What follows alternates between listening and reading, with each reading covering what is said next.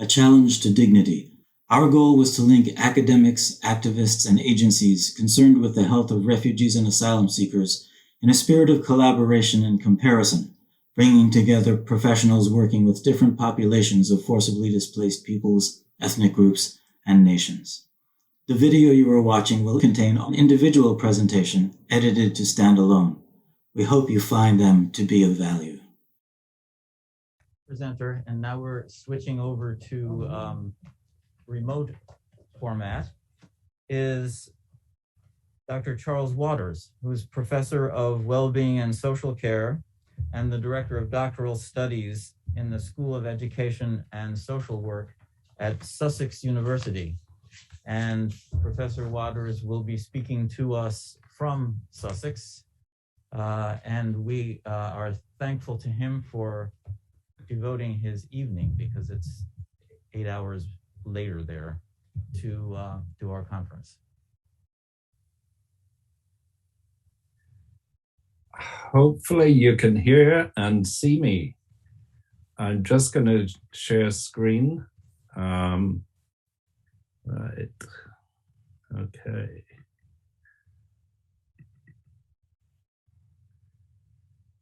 That should work. I hope it's all working.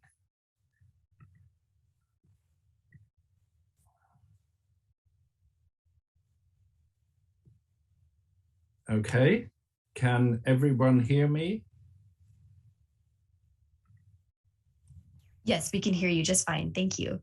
Okay, thank you.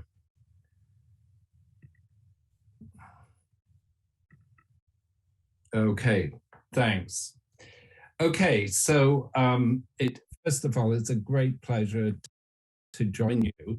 I was hoping to be there in person, but one of the glitches of the COVID world is that the US doesn't accept AstraZeneca vaccines, which are the predominant form that's administered in the UK. So, and that ban is actually going to be lifted on the 8th of November, so I've just missed it.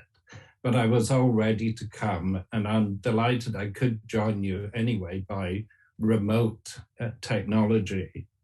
So I'm actually sitting in Canterbury at the moment, and that's kind of significant. What I'm going to do is just give you a little bit of background about who I am and what I'm doing, and then lead into addressing the key issue of dignity, and offer some reflections on that based on my current research projects. So if I could just move forward, this is where the University of Sussex is situated. But I just want to cast your eye to the right, where you see the ports of Dover and Folkestone. And this, as I'll come on to elaborate, is a scene of considerable drama at the present time, with escalating numbers of people arriving in the UK from France and also from Belgium, who've traveled across the world to try and get to the UK. And I'm going to explore that in relation to the central theme of dignity. So just a word about my institute at the University of Sussex. It's a 60s university. And I'm based, as Tom said, within the School of Education and Social Work. My background academically is primarily in anthropology. I'm the director of the Center for Innovation and Research and Wellbeing. And the school is very interdisciplinary. So we have a lot of collaboration across anthropology, education, social work, sociology, psychology, in many research projects. So my current research projects, and I'm going to talk about the first two of these, are on refugee children's well-being at school. And that's a European Union funded initiative with partners in Belgium, UK, Denmark, Finland, Sweden, Norway, and France. And the second one I'm going to say something about is one which we're doing in collaboration with the Institute of Development Studies at Sussex. which is looking at migrants and placemaking, particularly in urban areas. And I'm very interested in the relationship between placemaking and well-being. And we're looking at the situation in UK, Finland, India, and Norway. And a third project is looking at coastal erosion and how that impacts on vulnerable people in Thailand and affects their well-being. So much of my research, it's been pretty global, but most of the time has concentrated on the situation in Europe, particularly those people crossing from North Africa, across the Mediterranean, landing in places like Malta, Italy, and going on a journey through Europe. I may take them to France, Germany, sometimes on to Scandinavian countries. And that's going to be primarily the focus of my attention. So just a quick word about the Schools Project. It's a large-scale European funded project looking at psychosocial interventions for refugee and migrant adolescents in schools. We're just about coming to the end of the project. It's due to finish in March, but we may have an extension to September 2022. And it's implemented in 6 European countries, 5 of which are in the European Union. Guess which one isn't? With Belgium, Ghent is the main coordinating institution. And then we've got partners across Denmark, Finland, Norway, Sweden, and the UK, with additional partners in France and Portugal.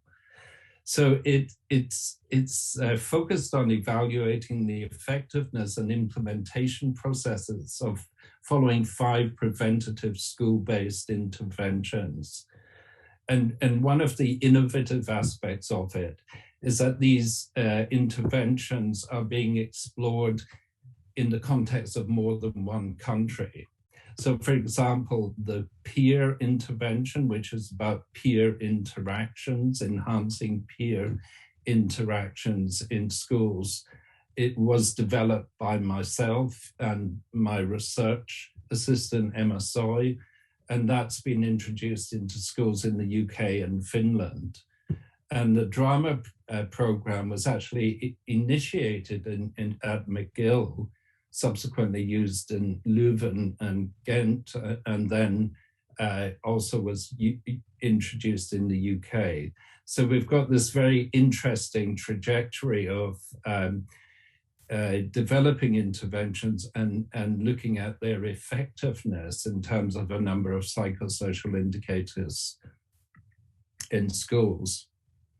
So we use a broad conceptualization of mental well-being, reduce mental health problems, increase resilience, increased academic achievements, and reduce school dropout, increase social support networks. So I'm going through this quite briefly because I'm trying to cover quite a bit of territory in this short presentation. So we're looking at the evaluation of the implementation of these interventions, their effectiveness, how contextual factors have influenced them.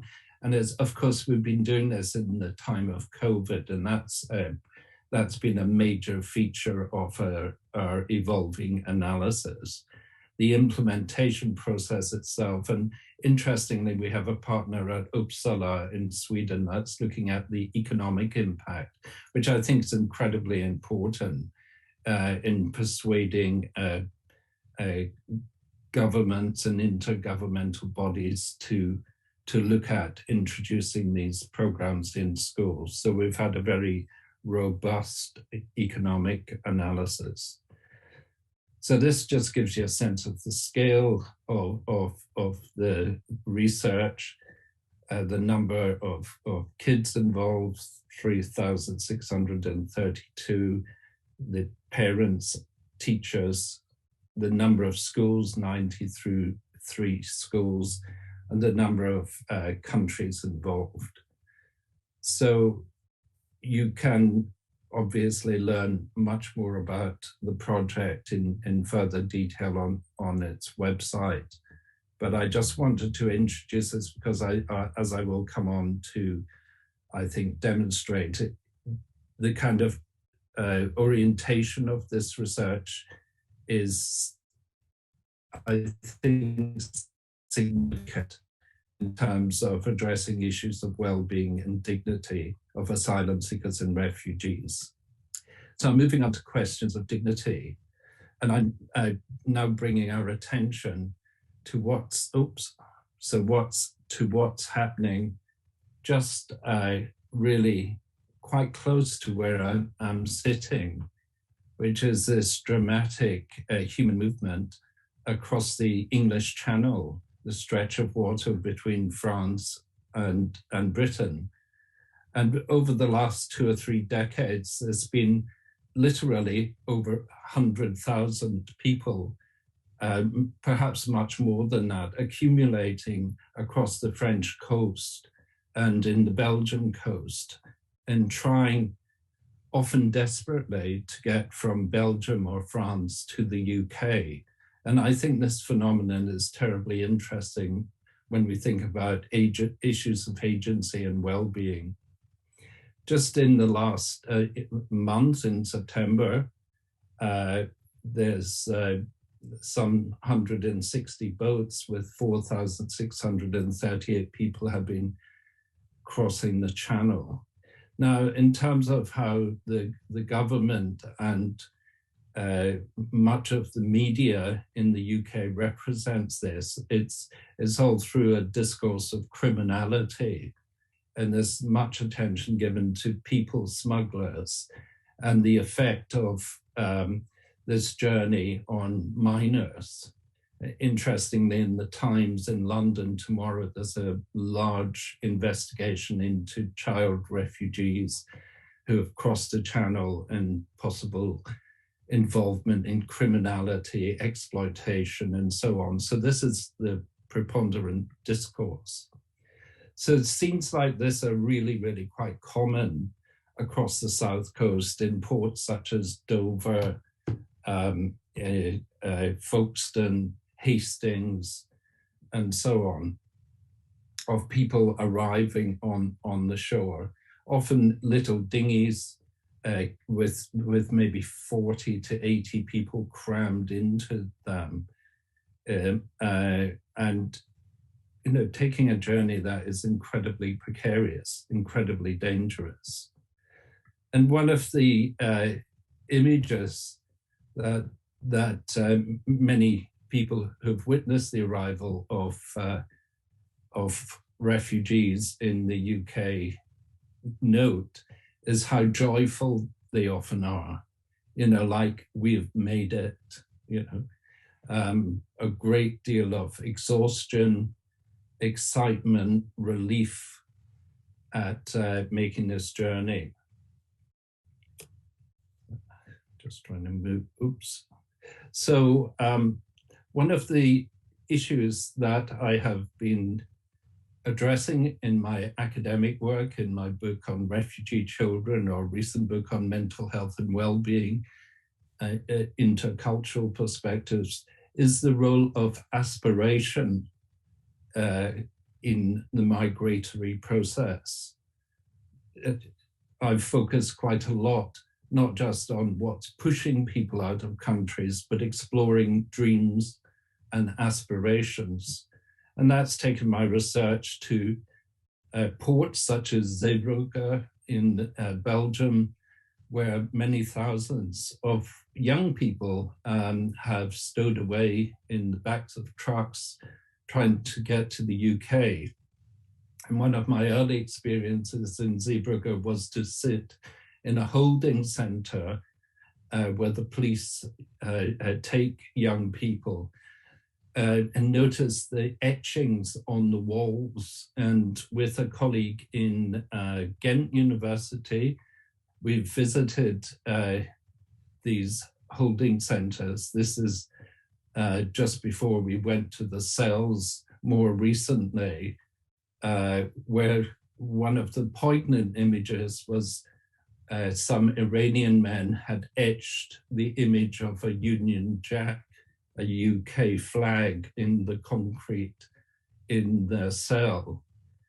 And we had previously got some of the inscriptions translated and appeared in the Journal of Refugee Studies. This is Ilse de Leuwen, who I work with, who's in the photograph, and explored what these messages on the walls meant. And many of the people were encouraging others, or giving warnings, in this case about the dog and the port, but encouraging others to persevere in their journey to reach Britain. So I just want to say something, and I'm always mindful of time, on the issue of social inclusion and what I refer to as the paradox of social inclusion. And this takes me to Sweden, where I traveled many times over the years looking at migrants who had arrived there. Sweden's been comparatively generous in taking asylum seekers, but I've often been quite concerned at the poor integration of migrants. This is a suburb outside Stockholm, Rinkeby, where it's very, very segregated area where the migrants are, and one doesn't see so many migrants within the rest of the capital outside certain specific suburbs. This is in Gothenburg. I was invited to give a talk at the opening of a wing for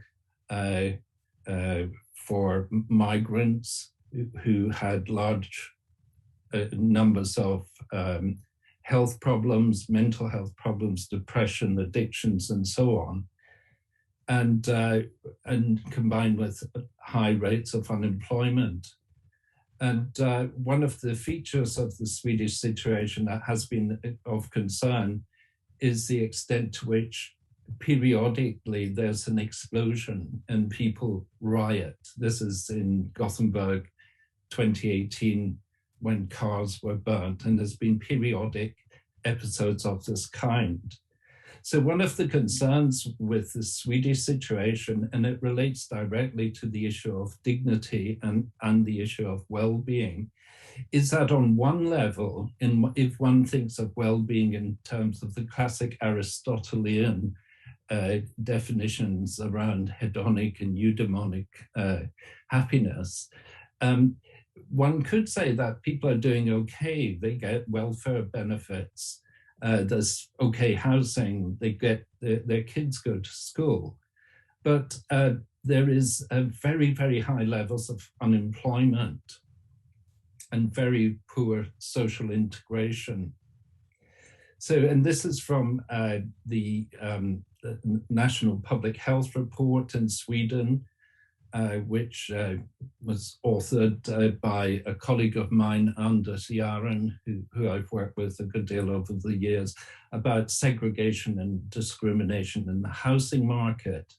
But also one of the big themes that's present in the Swedish situation is the frustration of second generation. Anders has noted that in schools, the kids of migrants tend to do well, but they then have very poor prospects in the employment market. And this produces high levels of frustration among the young people. So the situation in Sweden is part of a tapestry of reception of asylum seekers, which I've been mapping over the years. And I tentatively suggested different forms of models if you look across Europe. And this is very schematic, it's always difficult to work with these generalizations, but I think it's not unreasonable to point to what could be called a northern model, which consists of residential segregation, high levels of unemployment, welfare benefits, and kind of supportive housing, but very poor longer term prospects, and which manifests in terms of frustration in our longitudinal studies show an increase in depression and so on after migration. And then a southern model, which is much more light touch, much less involvement of the state, minimal social control, often overt discrimination. And I'll just, in interest of time, just mention also a Western model, as it were, which involves rapid integration, high ethnic diversity, but much more social mobility. So in terms of the how migrants and refugees are incorporated, I think there's two kind of predominant modalities. One is not incorporating at all, exclusion, people being pushed out at borders. And where inclusion is enacted, it's often in a context of what may be termed, by following Foucault, biolegitimacy, with an overriding emphasis on the mental health problems, trauma in particular, of refugees, and often refugee children in particular, what Didier Fassin refers to as the empire of trauma. And I think those two modalities are significant and both highly problematic. And when one is considering the quest for enhancing dignity among refugee populations, one has to look beyond them and challenge them. So one of the big questions, and I'm conscious of time, so I don't want to overreach the 20 minutes too much, but how do we understand the situation in Calais and Zeebrugge? Because on the one hand, we have France and Belgium, and on the other, the UK. They have relatively similar GDP. They are all seen as safe countries, yet people risk their lives in increasing numbers to get from one to the other. Why is that? And I think if you run through a whole range of potential questions, I think the last one is and I have to condense my arguments here, is the most important and telling. It's about aspiration for secure and long-term future. It's a perception, at least, that that may be possible. So the migration is, I would argue, a pursuit of well-being and a pursuit of dignity. It goes beyond hedonic well-being, as it were, towards more of a quest for a sense of a fulfilled and meaningful life. That dichotomies of push and pull are within individual migrants. And cross-channel migrants reflect a much larger migratory move from continental Europe to the UK. For example, large-scale migration of migrants who've settled initially in Holland, Sweden, Denmark, Norway, who've subsequently given up there and gone to Britain. So I'm almost at the end. This is from, and I think the previous presentation by Dr. Panter-Brick was quite resonant with many of my themes.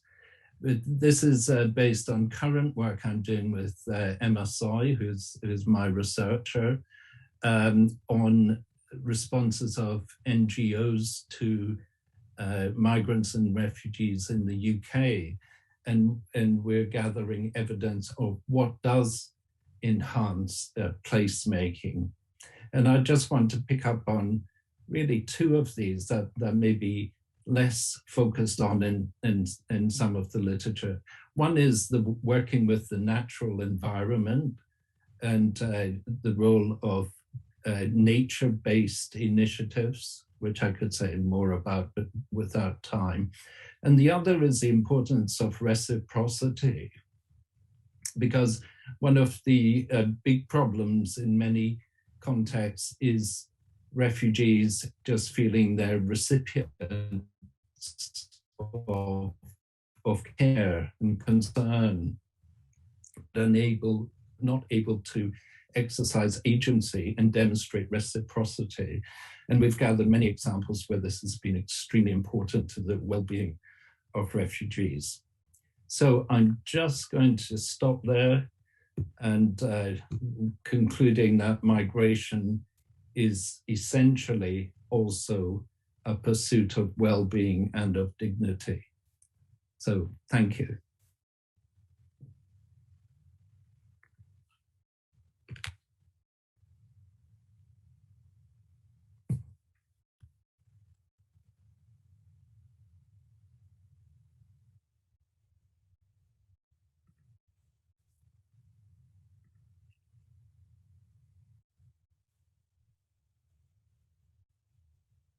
Eastern model.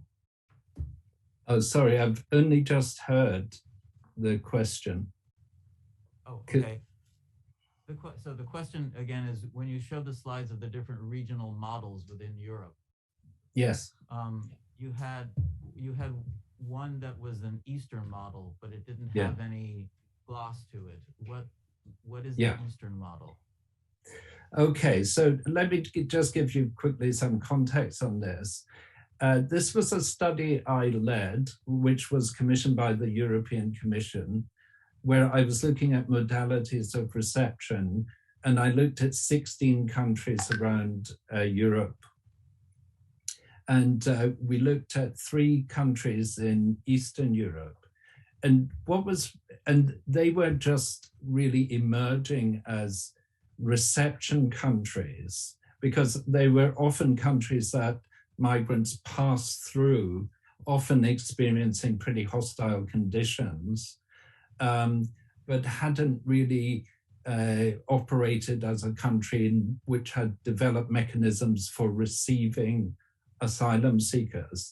And I characterize the Eastern model as often using disused army barracks to house asylum seekers, with very, very segregated accommodation and often informal practices of letting people leave the country rather than going through the asylum process within the country, with very low rates of asylum recognition. So those are just a few bullet points. Had I time, I would have elaborated further on. Thanks. Other questions? I thought this was an excellent presentation. I really appreciated it. And Teresa Betancourt from Boston College. And we are now anticipating in the United States this rather large influx of Afghan SIV and parolee populations. And I'm very interested in what you've seen about policies and programs that really enhance dignity and integration. And if you were advising the US government right now, what core pieces of advice would you be recommending to enhance better outcomes? Well, thank you very much. Really appreciate the question. Just to say, one of my big experiences in this area was many, many years ago. I was attending an event in Birmingham, which was being run by Somali refugees. And at the end of the event, I got a lift somewhere, I can't remember where, with a whole group of Somalis in a bus. And I was asking them, where are you from initially? And they all said they'd left Holland to come to the UK. They were all Dutch. They'd got citizenship in Holland. And this kind of really took me aback, because I thought, why would anyone want to leave Holland to go to the UK? So I asked them this, and they said, well, because here we can form our own societies, we can have our own community groups, we feel freer. And this is something that's really interesting. Just a few years later, I was invited by Utrecht University to give a paper on what they referred to as the British model, which was having lots of diverse community groups and encouraging them through local government funding. So even in areas of London like Croydon, I supervised a dissertation which was looking at drug and alcohol services for refugees in Croydon. In that area, there were dozens of organizations, many of them run by migrants and refugees. And I think this is I think the issue of agency and autonomy and reciprocity are incredibly important. And I would be advising a kind of blended approach that ensured a basic, a due regard to needs such as healthcare, education, so on, but also match with opportunities for acting more autonomously. In some ways, I think Nussbaum and Sen's work on capabilities can be quite resonant here, in striking a balance between, just giving people support, but encouraging agency. So that's certainly something I would stress. I would like to just also mention that the people coming into Britain, like from predominantly across the channel, are from Iran and Iraq. And about half of them get refugee status.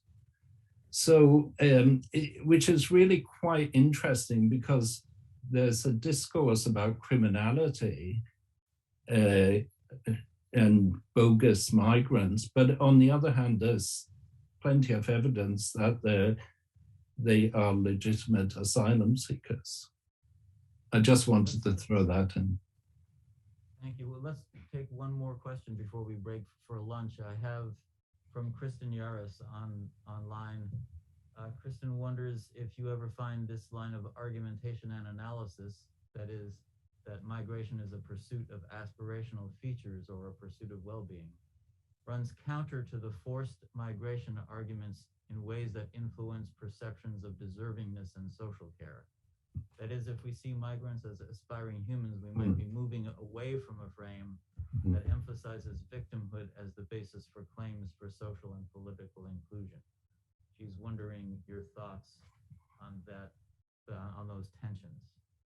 Yes, I appreciate the question, and it is a dilemma. I recall Jackie Barber from Harvard launched a report in Brussels on separated children some years ago, and was talking about this point. And basically, the more one talks about agency and aspiration, the more it can challenge the very rationale, the very arguments for refugee status, which tends to be wrapped up in narratives often of victimhood. What I've argued for, I feel there's needs to be a new realism in the field, that there's very limited instances where it's just a case of pure flight.